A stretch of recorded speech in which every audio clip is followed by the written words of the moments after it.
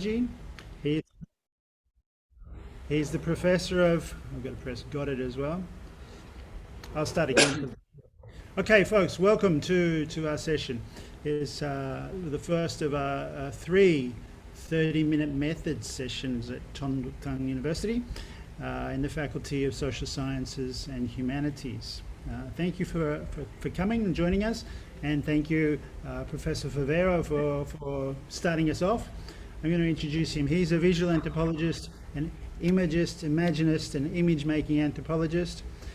He specialised in emerging technologies, which he's going to talk about today, visual and sensory ethnography, arts-based methods, and existential anthropology. He's a professor of visual and digital culture at Antwerp University. He's also got some other roles. He's the Visual and Digital Cultures Research Centre. He's the vice head of the Department of Communication Studies in the Faculty of Social Sciences at Antwerp, and co-convener of the Visual Anthropology Network of the European Association of Social Anthropology. He's been around a lot. I first met him in Lisbon, I think it was, 20 years ago or so. He's worked a lot in India. He's got 4 books out, all pretty much based on ethnography and fieldwork on media in India. They're called Image Making India in 2020, India Dreams, the first one in 2005, and the most recent, Image Making India is the most recent, right, 2020, and there was The Present Image from Palgrave in 2018, and another one in Italian, I guess. Dentro e... I won't even try to pronounce that. Oltre l'immagine. Very good. Okay, so he's going to talk today on expanded ethnography, technologies in the senses, and I'm going to pass it straight to him because, as we said, we've got 30 minutes. It's short and sweet, and I hope people have got some questions at the end. Paolo, over to you. Wow, thanks a lot, John. Good to see you. Good to see you all. I see Scott there also.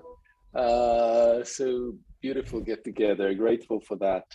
And yes, as John was saying, I sent you a very extended PowerPoint presentation in PDF format. I alternate practice and theory, and how was it? Dante said, nel mezzo del cammin di nostra vita, and the path of our life, I was lost, and I ended up in an infinite jungle. That's basically where I am.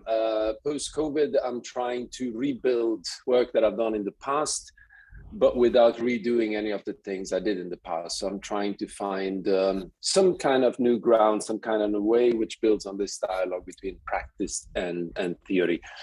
And the last summer I spent droning, and it's going to be a chapter of my work trying to figure out this possibility of doing ethnographic work by flying drones and what we get out of that. I say that what has grown into me is really an interest for matters of perception and for matters of consciousness, interpreted from the point of view of vision and visual technologies. So I created this PowerPoint, which is a bit, how to say, open, you could say, anarchic or chaotic. It's actually simply open. So I'm happy to take whatever direction, and I'm happy also to respond. I don't know how you generally do this, John, whether you want me to talk for 25 minutes, as we said, or people can hop in as well. People can hop in, I think, but you are the first one, so we don't have any rules.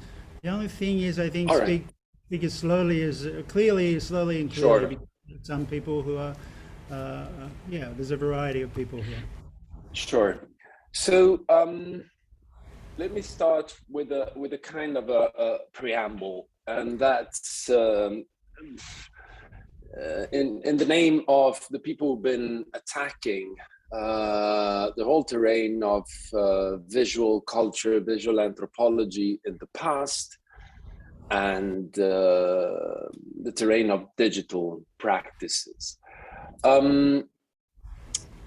It was in the early 90s, I think it was 1991, that a very well-known Danish anthropologist that you surely know, KHXH&NV, said the following thing, that the doing visual anthropology and visual research is basically just a form of thin description, which, as you all know, coming from Clifford Geertz, we all read as a kind of an insult. Yeah, doing thin description means that we are just kind of skimming on the surface of things. And she said that in doing this, anthropology, when it engages with the visual dimension and as its key way of entering a topic, it's nothing but creating a souvenir, an image, and an image here intended in a fairly derogatory sense. And this has kind of built a school, because it happened in 1991. You know that anthropology is actually a discipline that was born with a camera in its hands. It is a visual discipline at its very core. So I would find it still funny that in 91 someone would bother about making a case against the visual, but it has kind of stayed and remained for pretty long, and you still have it as an underlying critique within anthropology. But in parallel to that, there's another stream which is interesting, and it's the ongoing attack against things digital. That I'll tackle possibly again in a little bit, but here I want to do it through one of the authors I love the most, paradoxically, Elizabeth Edwards, who is a specialist actually of analog photography. She's written some of the most beautiful works among the use of photography among Aboriginal Australians, for instance. But some time back, we're talking in 2004, 2005, so it's not prehistory of the digital. She spoke of digital photography as a form of, as you can see there from the PowerPoint, pseudo photography. She said that, you know, photography and images shared through an electronic screen will never have the power to bring people together as analog photographs. She wrote this in the context of a piece where she analyzes the sharing of photographs among Aboriginal Australian communities, where she said that, you know, handing over photographs becomes like a kind of choreotic storytelling act. Now, my point with this is that I think that, and this may sound paradoxical, that KHXH&NV in particular was surely right. Going back to the idea that the visual is superficial, that the visual is thin. I think it's true. But therein lies its own force. Working with surfaces is a way to enter a terrain of the senses, to enter a terrain of bare life, to get access to knowledge of the world in which we live in through another channel, through a channel which does not foreground rationality, that does not foreground what probably the neuroscientists would call the right side of the brain, would not foreground language. And that allows for having a sense of openness towards the world, an openness which brings us back to the entry that we have in the world through our bodies, through our senses. And here I start jumping in my presentation. Are you with me so far? Is everything running somewhat smooth? As you can see, I'm looking for a narrative, because it's the first time I talk from this angle about these things, especially because, as I was telling you, I've been droning a lot, but I've also been reading myself into neurosciences, which is an interest that I developed through the practice of meditation. It's a long detour, but I'll skip it. But my point is, again, that we are taught in anthropology to very quickly jot down notes on the things that we see when we're doing field work. So I do this exercise very often with my students. I send them off to what is labeled as a multicultural area in Antwerp. And when they come back and they have to give me a report of what they've seen, they speak about immigrants, right? And this is like a trick that I play on them, and I love doing it. So I'm in Belgium. I'm Swedish by nationality, Italian by father, and grown up in Italy. And so what I do is that I stand up, leave the room, come back, ask them to just look at me. I leave the room and I come back again. And at that point, I ask them, okay, what did you see? So of course, my students have seen a professor, have seen senior colleagues, sometimes I've seen this and that, but they never use the word immigrant. So then I question, why didn't you see an immigrant? So again, my deconstruction is that the moment when you observe the world, you're actually observing surfaces. You see skin colors, you see line, you see clothing, you don't see an immigrant. An immigrant is a category. But that category is something that we're gonna bring home. We jot it down in our little booklet, and then we're gonna reproduce it. So I've been questioning what kind of reductions do we do through text?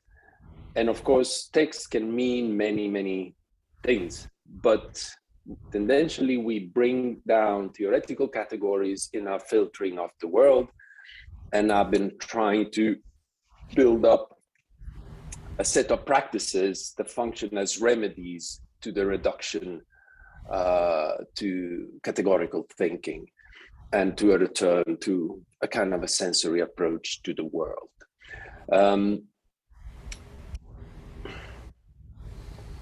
I mean, underlying this is, of course, a critique of kind of the linguistic grounding of science, linguistic grounding of our understanding of society. Barbara Maria Stafford beautifully wrote in a book many years ago, I mean, since when does working with surfaces qualify as shallow? And if you look in Western philosophy, it's really from Plato onwards. Christopher Penny has written extensively about that. Carlo Ginzburg, the Italian historian, wrote somewhere that historians read into images what they have already learned by other means. So the point being that even when we work with visual information, we foreground it and translate it back into linguistic codes. And this is something that I'm now working, as John introduced, in a department of communication studies. That's a big container, my group that Scott visited some time back and has been involved in, focuses on visual and digital cultures.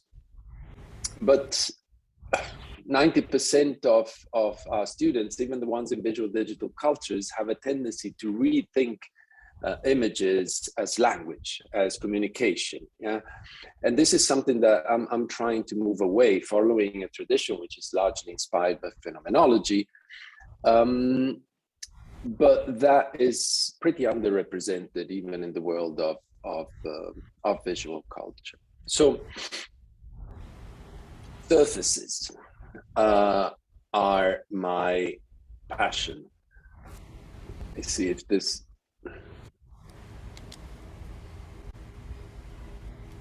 The sound is actually quite an interesting. This is a clip from part of my fieldwork last 2 years. I've been, 2 years ago, I left for India on what was supposed to be a 1 year of sabbatical leave. And I was kicked out then by COVID. So my sabbatical started and ended right there. Next train goes in 7 years or 8 from now. I hope I'm gonna still be alive and kicking. So anyway, a part of my fieldwork there, I conducted in a Bombay slum in an area called Mumbai, which is largely Muslim. And I've been working with the transgender activist who kind of informally has adopted a lot of the kids of the neighborhood. So anyway, what I discovered there was the pleasure of just filming in an act of total superficiality. I put here the beautiful phrase that Levinas jotted down when discussing matters of gender, that the caress does not know what it seeks. I've been trying to replicate this with my students. I mean, when you go filming, try to caress the world, right? And a caress is interesting because a caress, which I discovered is also a metaphor used by coaches in sports, a caress does not want to change the direction of your movement. It does not correct you. It wants to connect and not correct. So how can the camera move on surfaces just skimming over them? Is the pace okay? Are you with me? Can you follow me? Am I being too abstract, too fluffily pseudo artistic, or are you? You can always be kind to your audience, of course. I'm following you, but others, the more you explain, the better, I'm sure. Good, I keep going. Hopefully people have got there. If they're having trouble following you, they can turn on a translation in their footnotes or All right. closed captions. I've got closed captions on, but curiously, caress was translated as a raise. That's quite Which was interesting. wrong. Yes. But, So, but my point, let me stick to this clip, is that I've been using like cameras as a way to connect with people, to play with them, to explore things, but not constructing meaning, not really having as an ambition to come to terms with meaning. Now, cameras are a very tricky tool. I mean, take a step back. Think of the terminology we use in English for making images. I call it making images, crafting images, choreographing events, but conventionally you speak about shooting, yeah, framing, capturing, grabbing. It's an incredibly militaristic, violent language.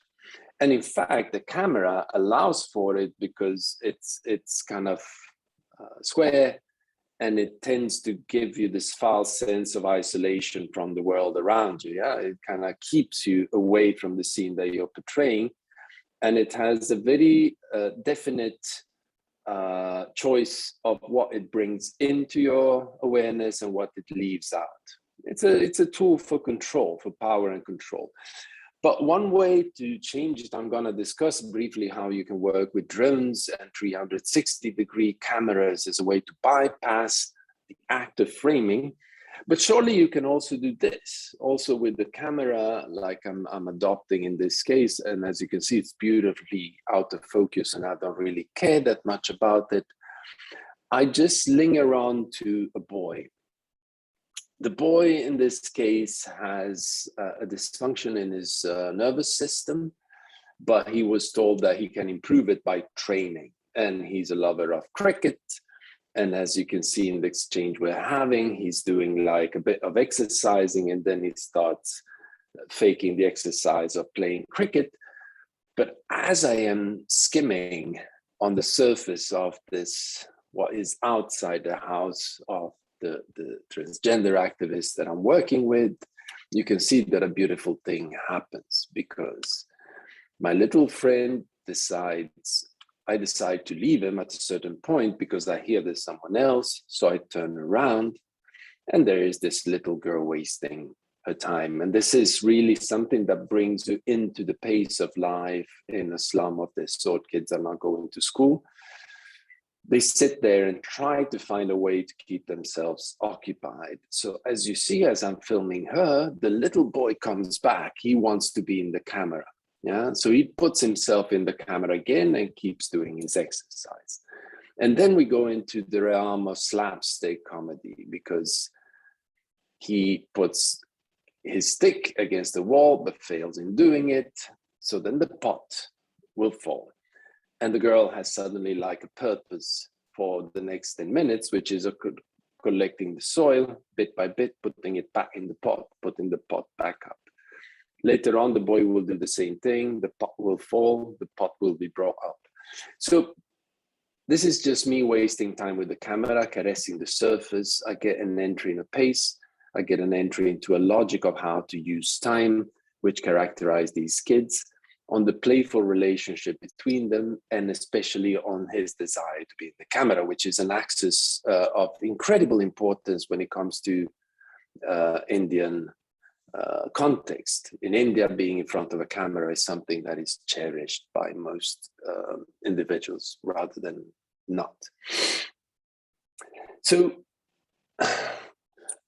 I take a step back. So why dealing with images, and especially why dealing with digital images? This topic could be addressed from many different angles. I think that at least the Australians in the room will be able to recognize one of the two people in the picture top left. I mean, when asked why dealing with digital visuality, I generally cite Sir Edmund Hillary, who's here portrayed together with Tenzin Norbu as they climb Mount Everest. They were asked why doing something as silly as climbing Mount Everest, and the reply was simply because it's there.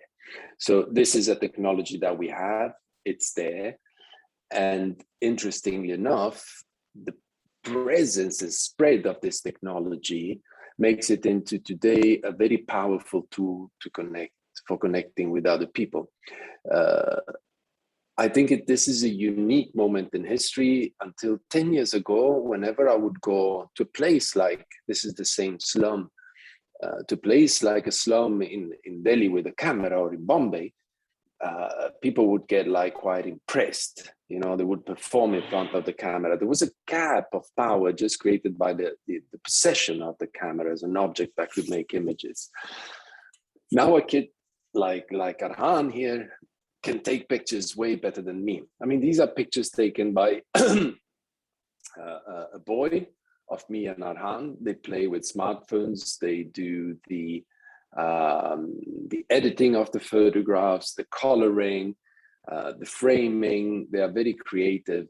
And I think we could generalize it to the extent that probably it's the first time in history that we as filmmaking scholars or filmmakers are faced with audiences who are just possibly as literate as we are in the act of making images, which inverts a bit of the power relations.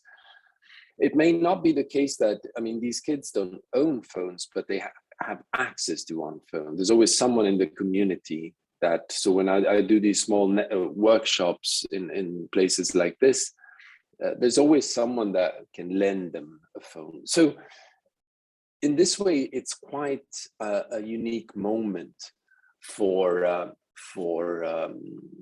playing with images. We can connect through smartphones, especially with people across the world in a fairly innovative way and in a less scary one. And the whole discussion we always had in image making, who is in control of the images, is actually in practice a bit robbed.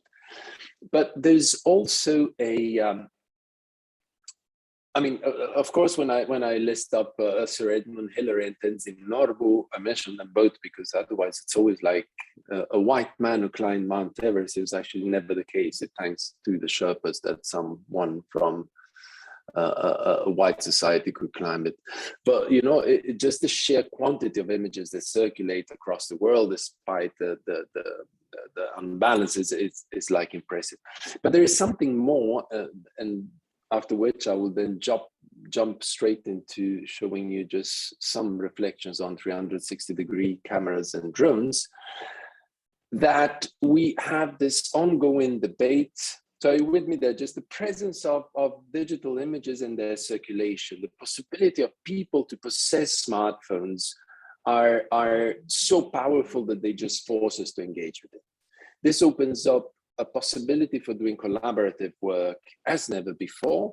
And this is the core issue that I'm tackling these days, for which I'm totally unprepared. I'm just going along as I discover it myself. It's a way to enact and start a concrete deconstruction of our own notions of the self. And here I'm talking very specifically about a Western logocentric, language-centric notion of the self, as was foregrounded especially by Descartes. Cogito ergo sum, I think, hence I am. all the rational activity builds on a separation between the world of the senses and the individual, and it corresponds to a distinction between the observer and the observed. I'm interested in the process whereby an observation of the world through the senses can allow us to question this idea of the solidity of the self, hence enacting a proper decolonial operation. I mean, I'm a bit against the slogan of decolonization, which is now flagged off right, left, and center, but always within the framework of a way of thinking about the decolonization, which belongs to one particular civilization, which I think is the Western one. To give a concrete example, it's about, like, I was following the debate at the cinema of Antwerp about decolonizing the canon. So let's insert some beautiful Indian, Chinese, Vietnamese films in our program, but the very idea of the existence of a canon is really the colonizing operation, and that is not deconstructed, right?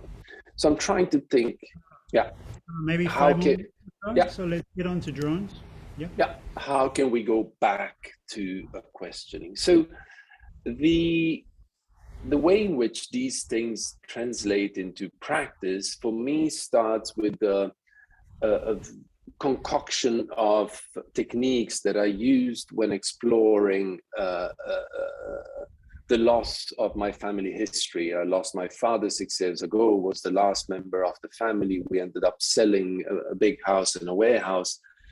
And I started creating this ethnography of my own separation from this place, where I moved from portraiture, photographic portraiture, to an adoption of a set of techniques. Now, one technique that I found particularly relevant to my work was the use of immersive images, 360 degrees. Now, this is my parents' house. Can you see it fairly well? Yeah? If you see, there is a little ghost popping out of this window. This is a time lapse, circular time lapse, which I have squeezed, of course, on a flat surface. Ideally, this image on a computer, you can navigate it. But what is interesting about this image is that I keep popping out of the window, checking whether the camera was in good conditions as the storm was closing in, realizing that you can never isolate yourself from the scene in which you are. Now, differently from the safeties of the flatties, of flat images, a 360-degree camera constantly reminds you of your presence in the world that you are portraying. Now, in terms of practice, this is something that unfolds so evidently for every person that I've been collaborating with these techniques. First thing they ask about is shall I put myself in or out? Just trying to hide yourself from a 360 is already quite an endeavor. But please don't read everything which is in there, but just bear in mind that the visualization of our role vis-a-vis the world in which we are, pictured to the right, is something that has been matter of debate from the Greeks down to Kant, St. Augustine. We are part of the earth in which we are, in which we live. We are not just on it. We are not just in control of it. The camera creates a false sense of control whereby we can extrapolate ourselves from the world, control it, and explaining. Again, the logic of separation. 360 allows this to happen, a questioning of reflexivity, along with also a total lack of certainty over this is another kind of rendering of a 360 again, against the impossibility also to control the narrative of a sequence. Sorry, wrong video started. When you edit images in 360, you can never make sure that people see the same things as you see. So the openness of the way in which we are in the world is actually pretty well translated into this imagery. I will have to quit here, but before I do that, I just want to drop on you my reflections of what I call dronography, which are really at the stage of infancy. a first thing that I've been learning when working with drones is a shared sense of relativity of our visual perception. With this, I mean, and here we have to go back to studies on visual perception, that what our brains apparently register when we view an object is not the object per se, but is our relation to the object. That's why we see things in different ways. We, in culturological terms, speak about it in those soft terms. The neurologists would talk about it in a different way, but the color red will now appear different for me and you in this clip, depending on the fact that we are viewing it on different apparatuses. And even if a red apple would be in front of us, the way in which our eyes reflect the light from that particular angle where we were the last 30 minutes before viewing that object should destabilize our sense of certainty over how we view things. Now, similarly to the 360 degrees, drones, I mean, this is the classical stupid thing that you do when you just get a drone. You do a spiral. It's just fun to do it, means absolutely nothing. But another thing that happens with the drone that, again, similarly to the 360-degree camera, it forces you to question your relation to the world that you are portraying. You're always there. I mean, you are this uplifted eye. That, again, this is the dismantling of my parents' home again. So it kind of opens up, again, this space of reflexivity regarding your position within the world that you are portraying. I just want to show you two more clips and then I leave it here. The perception of starting. I mean, this took me quite some time to learn the skill to be able to fly flamingos I actually lost 2 drones in the process of doing that.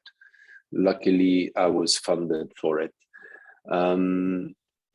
But yeah, I started flying with the flamingos at safety distance. So it's a thin play of patience and time and calculating batteries. But the point being that in my work, in my previous work on visual perception, the question of what kind of awareness you have when analyzing a scene is always put in question by the perspective from which you look at it. So when I'm trying to construct a sequence that makes sense, then I make event happen according to the construction of narrative I want to have. In the terrain of dronography, this is strictly impossible.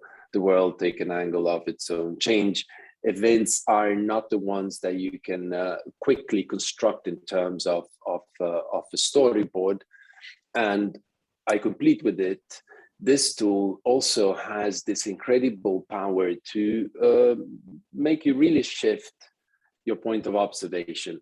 I have a number of portraits of me made by friends or by the drone itself of the positions I take when I fly it, and you can start relativizing the way in which vision functions through the entirety of your body. Because when I fly a drone, I am literally flying a drone. My whole body starts moving with it, which is yet another way of understanding the way in which the visual is embodied. Yeah, an image is shaped and crafted and reproduced with the functioning of a whole body. And absolute last, a drone is the top participatory tool I can think of. These are small smartphone images that I've taken at my aunt's cloister. My aunt is a nun, and I've never seen the nuns in the cloister being in awe as in these photographs, and really enacting group choreographies together with me performing for the drone. So this is yet another kind of tool that probably brings back a bit of the amazement of visual technologies given its novelty. I leave it here for questions. I think my time is past. Yeah. Paolo, thank you so much. I'm sure we've got lots of questions. I certainly have more than I'm going to have time for. But let me start with, first of all, the last bit is great because it gives me the opportunity to ask a question about whether this fascination is generated by the technology or the sky, for the different angle of thinking there. Because the methodological question that usually comes up is one is thinking about how we think, philosophical and political. And you know, what's useful about this new technology is making us think about those kind of questions. Like, for example, when you're thinking about, is this the first time that the informants, so to speak, are better at taking photographs than we are? Well, you know, I think when Malinowski, have you looked at Malinowski's photographs? He's really bad at photography, and certainly the Trobrianders were pretty good at making representations. You know, maybe it's the case that we always should have been asking that question. And you know, the camera is this, the 360-degree camera is really interesting as a tool, because the way to avoid putting yourself in the picture of a 360-degree one is to be the camera, to stay behind the camera, right? So it's interesting that these devices are making you think whether, well, it's for me, I'm asking, do these devices make you think of method in a different way? So how would dronography be different to ethnography? And then in this last page, are these nuns not fascinated always with the sky? As I think of other devices like bombing or dropping leaflets from the sky that would make people have that kind of choreography as well. What's that? Look in the sky. So I don't know how you'd like to. I'd like you to talk about how these devices are making you change the way you think about method as an anthropologist. Yeah. Oh yeah. There's many angles to this. Let me see how I can at best address them. First of all, this is the result of quite a long path, in the sense that I've been like just jumping onto these experimentations for a pretty long time, and it started way long back when I was a child. I mean, as a painter. So I've been kind of, I think, going through so many different kind of audiovisual techniques across time, and I keep doing it. This is just I totally agree with what you said, John, and I never make a claim for novelty. I actually generally, when I speak theory, I speak about this fetishization of the past, right? Questioning the idea of a better, pristine, authentic way of doing things in the past. Having said that, some of these tools do actually force us to do that rethinking in a very clear way. Yeah. Again, the case of 360 is the most evident, because when you edit a film in 360, you don't control it. How can you make someone turn? You need to you know, we tend to think that film is a moving image. Film is a very still image. Film is very controlled. Linear film, flatties are very much controlled by a filmmaker. Photography is probably way more dynamic than film. Now, 360 is a form of dynamic film because you don't know. It's open, it's interactive. It allows for a polyphonic construction of meaning and narrative. So I absolutely believe in the idea that this is just a way to rethink the past. When it comes to the Trobrianders and the use of the camera, for sure, but you know, the number of people who would have physical access to a tool like that compared to the number of people who have access today to a smartphone is, I think there is a kind of a spread of visual literacy, which is impressive. I mean, I think it's just probably for Malinowski, it took him a few months to actually get people to take photographs to learn to do it, or maybe not. That could be also specific, but nevertheless, I think there is something quite exceptional about this. Now, how is method coming in? I think here I'm using a plethora of different technologies that or rather, sorry, technologies. I speak about tools because technologies is way more specific. It's just technological tools that each one speaks to a particular set of needs. I've designed an app, for instance, for doing walking ethnographies, and I was desperately trying to use it when I was in India for my work among aging people. But of course, it makes no sense if people stay seated in the same spot. We should not fall into kind of fetishism and use technologies for the sake of it. My core point, though, is that the technologies I spoke, and here I address your question directly, have to do with this sense of immensity, of wrapping, of immersion, right? Both the drone and the 360, that really have to do with my own search for an understanding of awareness as something that goes beyond the self. I'm sure this is what it is. I wouldn't be reading neurosciences if it wasn't for that. I mean, it's also probably through the work I've done on meditation in the past, but I really see also our capacity to switch between a kind of awareness which is very practice-oriented, self-oriented, that grants us access to a set of events that we can control, and another one which is contemplative and does not bother about that result. And I think in anthropology, we foreground one type of attention to another. And I think also, and the broader political question today is the one we have with the neoliberal system, that people have to do field work within 2 months, what we used to do in 2 years, no, people like us. And so you can very quickly bring home the results, but then you have to make that sacrifice, and you do not explore the world. You don't become part of the world, you capture it. Yeah, I think we've always done it, but now it just kind of, that question becomes politically more sensitive. Does that reply to? Yeah, maybe yeah. you have. I mean, there's more to go on with, but I want to see if anyone else has any question. Any questions from anyone else before I launch into another? If I give a space for someone if they wish. You can, of course, also use the chat if you're shy of speaking. We won't go on for much longer, but I will take the opportunity then to ask something else.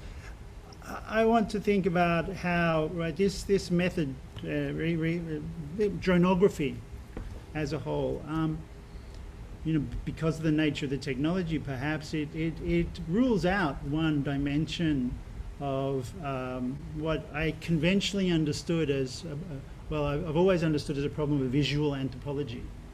It's that we're working with audio-visual material.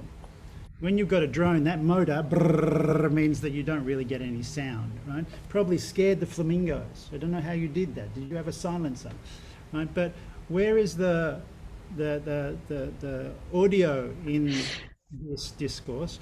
And do you think that then the dominance of representation of the visual here is drowning out the critical questioning that can come with the audio? You even reduced, or not reduced, you didn't reduce, we even see a reduction, oh no, not a reduction, we even see, well, language, I suppose, becomes linguistics and grammar and the rules of writing and so on, rather than an oral code. Yeah, it's beautiful that you asked, because I left that out on purpose. I had a slide because I think most of my reflections on what I was saying about awareness and attention actually come from sound. I left it out because I just made a selection, but it's good you ask. And I think there's something very important that we learned through COVID, that sound is, I mean, for instance, talking is not a production of meaning necessarily. It is a production of pure sound, and it's like a production of waves and vibrations and bacteria and danger. Yeah, so you have like from the ontology of air to that of saliva, all the way up to the construction of meaning. sound becomes to me probably the most immersive and multisensorial of the senses. Yeah, it speaks to all the senses together. Now, the way I'm combining it with the drone is a result of another piece of work that I was doing, and this was really in the retirement homes, which was of collecting sounds which are hidden here in this PowerPoint if I were to play it, where I started using sound as a way to direct myself in environments, environmental sound. Yeah, I just use 120 degrees. I don't have a 360 degrees. Now, sound has this capacity to wrap, and you cannot frame it. You can use a unidirectional mic and eliminate certain things, but the border will never be as sharp as the border of the frame of a camera. So what happens with sound is that, so basically I totally agree on you. Hence, I always use audiovisual when I write about these things. Actually, audiovisual sensory, because even the visual without the other senses, touch and so on and so forth, is also kind of a limitation. But the interesting bit for me is that with the camera, I can create a proper isolation of an element from another. With sound, I can't remove something. I can only not pay attention to it. Yeah, it's really an exercise in awareness.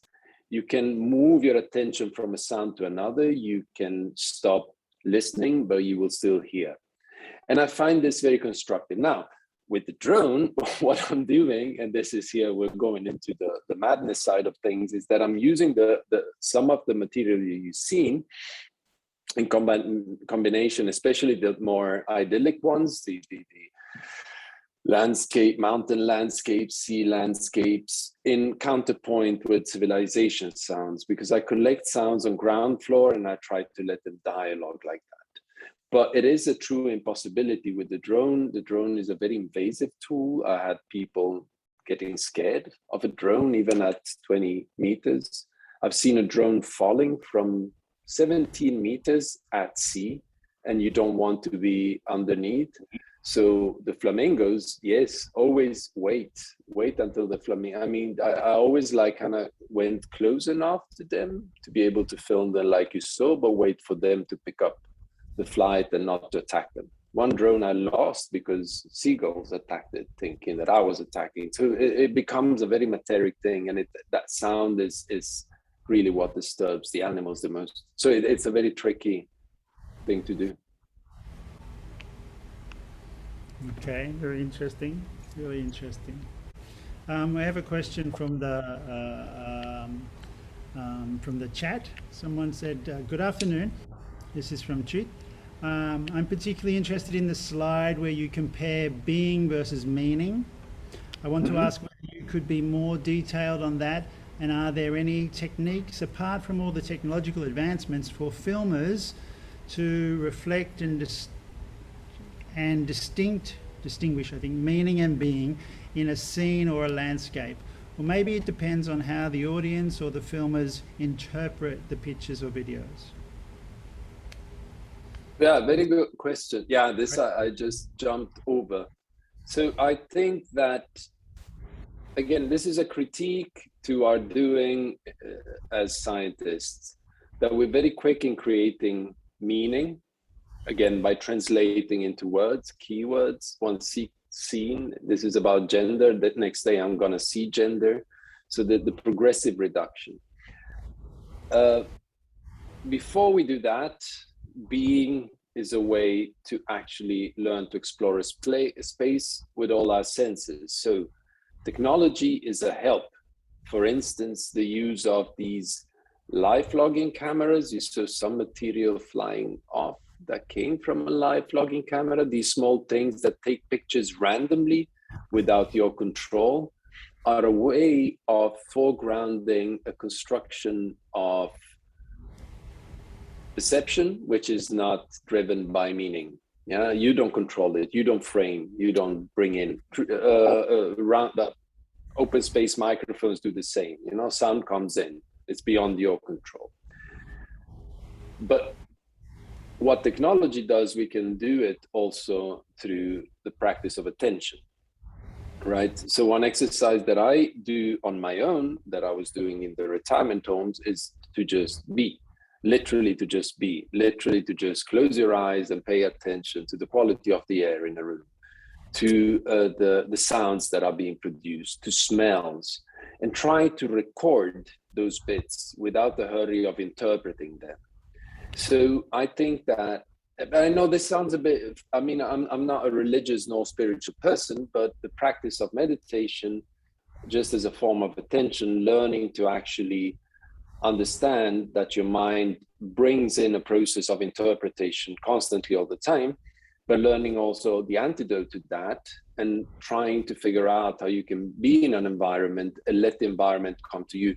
Paul Stoller said it beautifully. He said, you know, as scholars, we are always taught how to penetrate the other's world, allow our senses to penetrate, but not to be penetrated. So I believe that the practice of meditation, taught in an entirely secular and technique-driven way, supported by technologies, because for some people meditation just doesn't work, but the use of technology does, are just two ways that combine beautifully to foreground this idea of presencing. Yeah, don't think about representing and presenting at the very beginning, but let the world come in.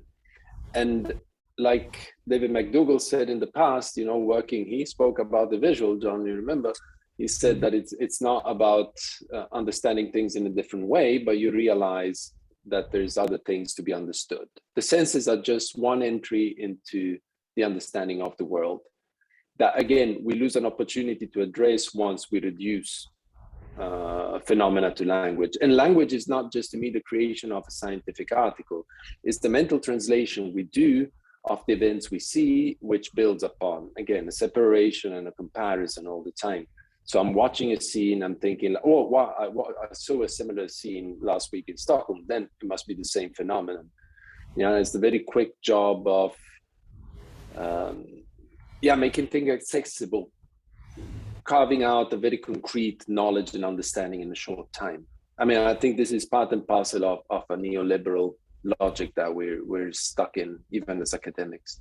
We're becoming more, and with a great amount of respect, we're becoming more and more like journalists.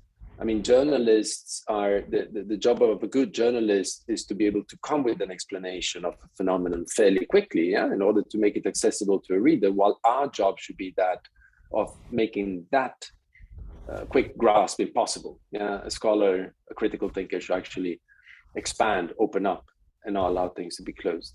So these are just antidotes to that, in my view. Hence, this is also a political activity in disguise.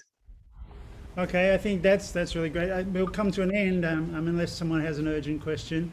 I don't have a question, John, but I did want to throw a comment into what Paolo's given, a very beautiful description of a different kind of mode of attention.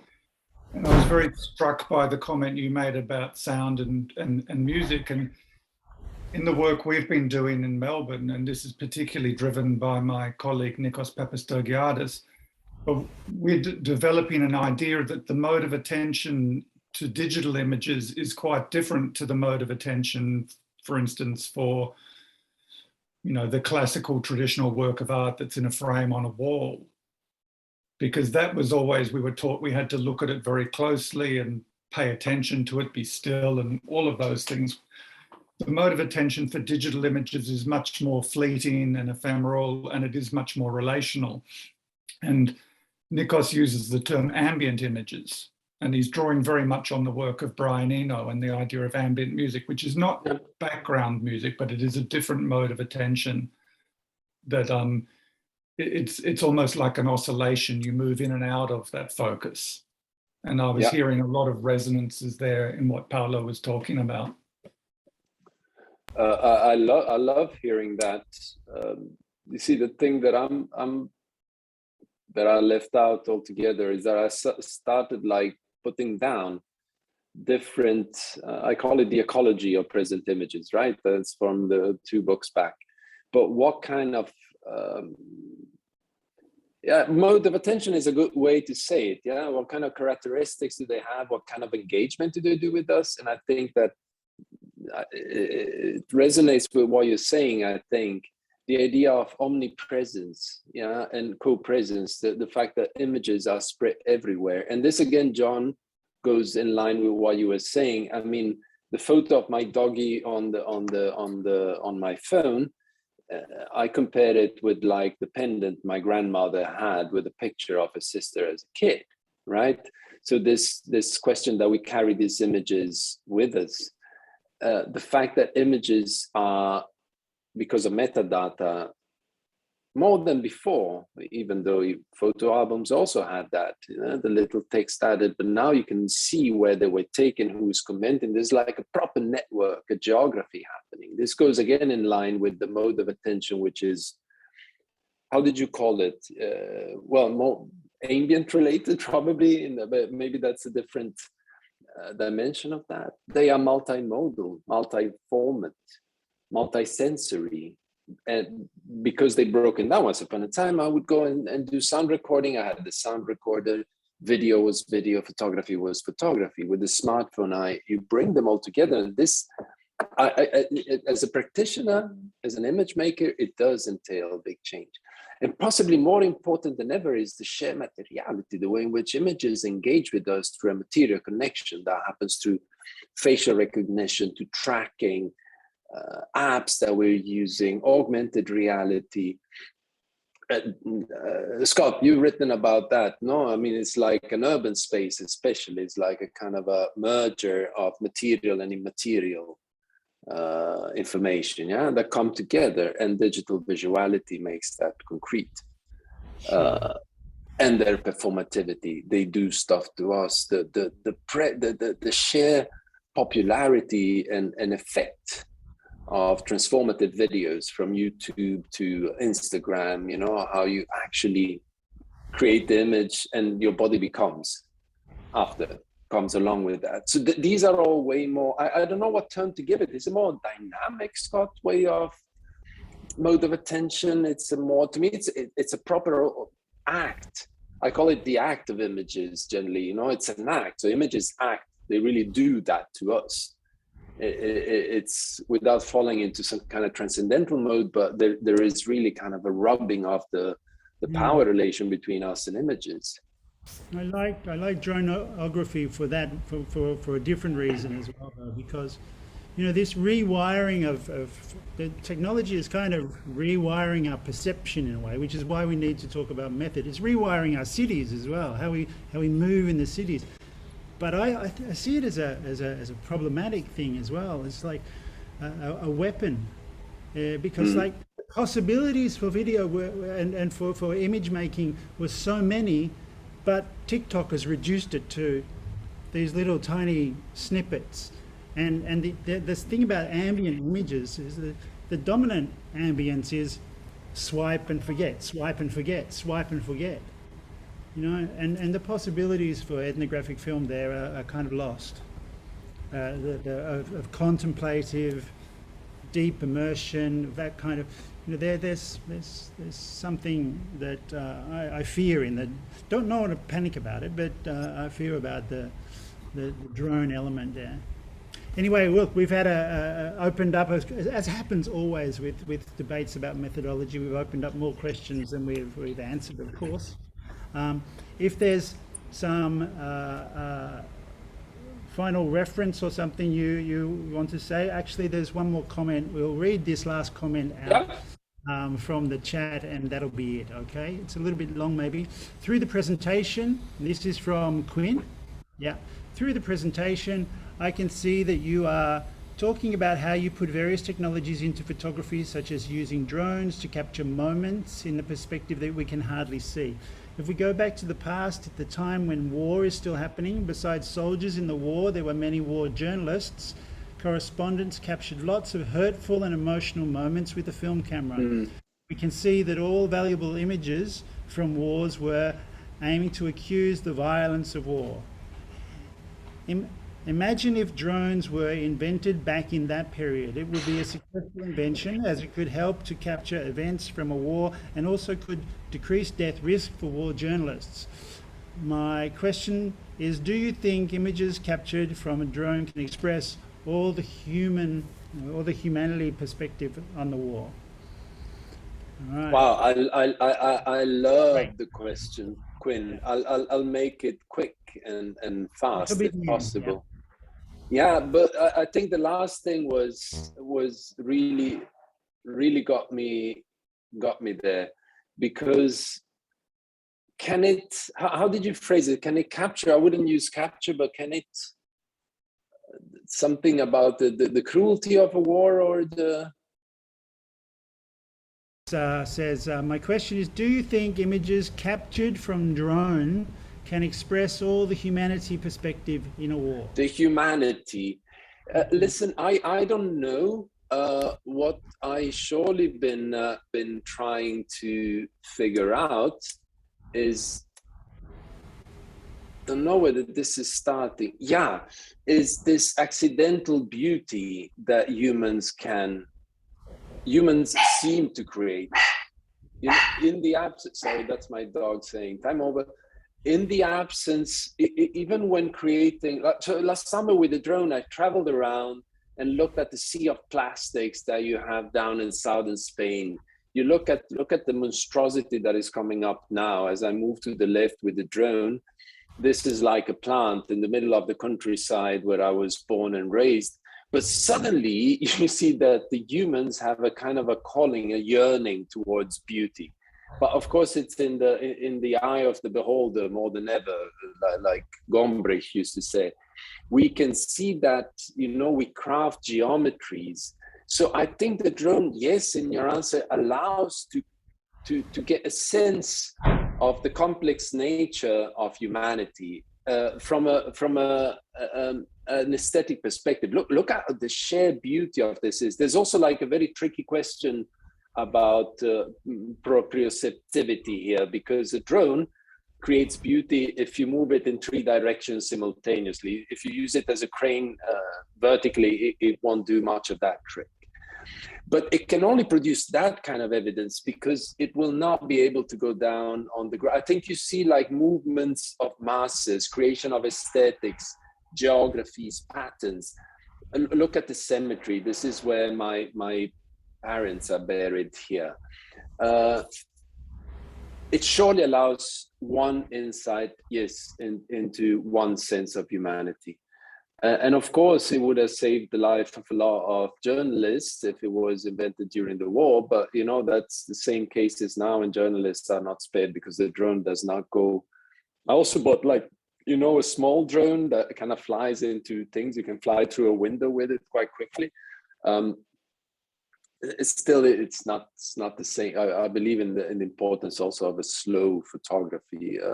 So I wouldn't. It's just different things to me. I hope I answered to your question. Thank you, Paolo. Professor Favero, great talk of so many interesting images and dimensions. Yeah, I just want to thank you for your time today. Thank everyone for attending. Hi. Thank you, John. Lovely to see you again, and lovely to see Scott and maybe other people. Come back next week. Next week, we have Dr. Ken Ferro, who's the award-winning director of films like Injustice and Ultraviolence. He's been a visitor to Thang University before. He'll be speaking again in a 30-minute session on method in filmmaking and violence. The following week after that, we have another person from Belgium, currently in Belgium anyway. I saw that, yeah. Jack Bolton. Yeah, he's from actually Leuven. from England, but a former student of mine, but he's now at Leuven in Belgium. And then we're running up to the conference in December, folks. So thank you for dropping in, those who did, and for the questions, Quinn and Trit and Scott. Scotty, good to see you. Paolo, again, thank you very much. Thank you for the invitation, John. It was lovely. Okay. And beautiful format as well.